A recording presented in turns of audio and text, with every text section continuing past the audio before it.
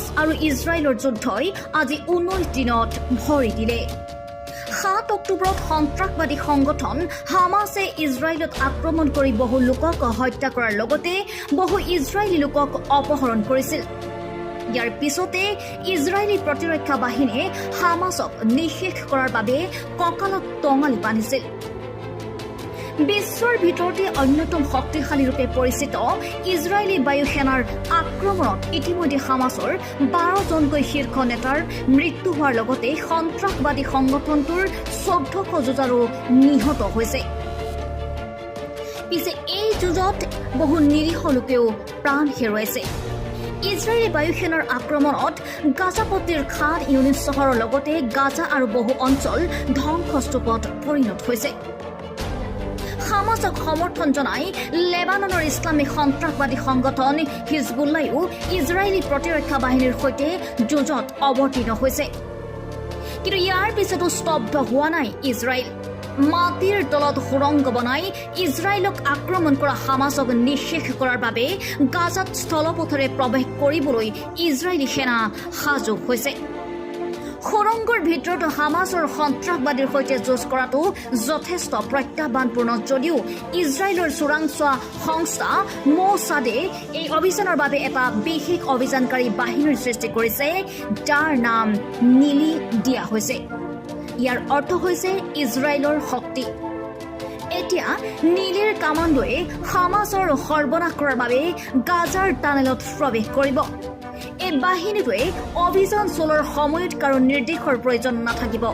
অত্যাধুনিক AI টেকনলজিৰ লগতে বিভিন্ন আধুনিক উপকৰণেৰে সমৃদ্ধ নীলিক বিশ্বৰ সৰ্বশ্ৰেষ্ঠ কামাণ্ডো বাহিনী হিচাপে মোছাদে গঢ় দিছে। অতি শীঘ্ৰেই নীলিৰ হাতত হামাছ থকা হ'ব বুলি অনুমান কৰা হৈছে। হামাছ আৰু ইজৰাইলৰ যুদ্ধই আজি 19 দিনত ভৰি দিলে।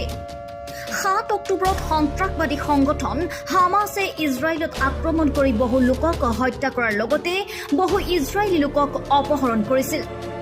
ইয়াৰ পিছতে ইজৰাইলী প্ৰতিৰক্ষা বাহিনীয়ে হামাছক নিঃশেষ কৰাৰ বাবে কঁকালত টঙালি বান্ধিছিল।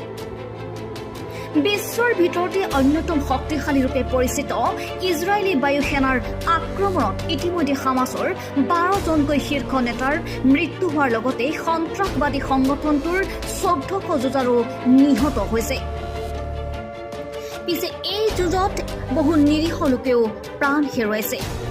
ইজৰাইলী বায়ুসেনাৰ আক্ৰমণত গাজাপট্টিৰ খান ইউনিছ চহৰৰ লগতে গাজা আৰু বহু অঞ্চল ধ্বংসস্তূপত পৰিণত হৈছে।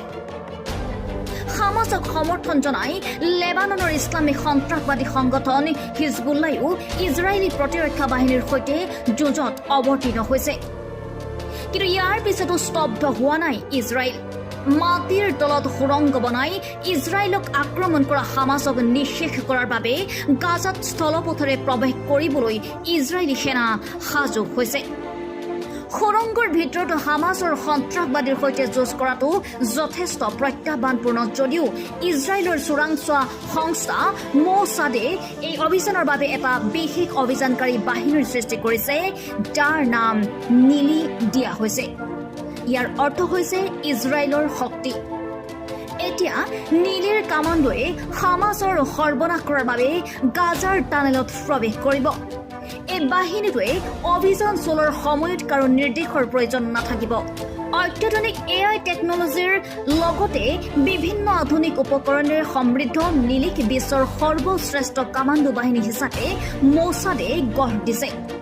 অতি শীঘ্ৰেই নীলিৰ হাতত হামাছ থকা হ'ব বুলি অনুমান কৰা হৈছে। News desk, prime time, any.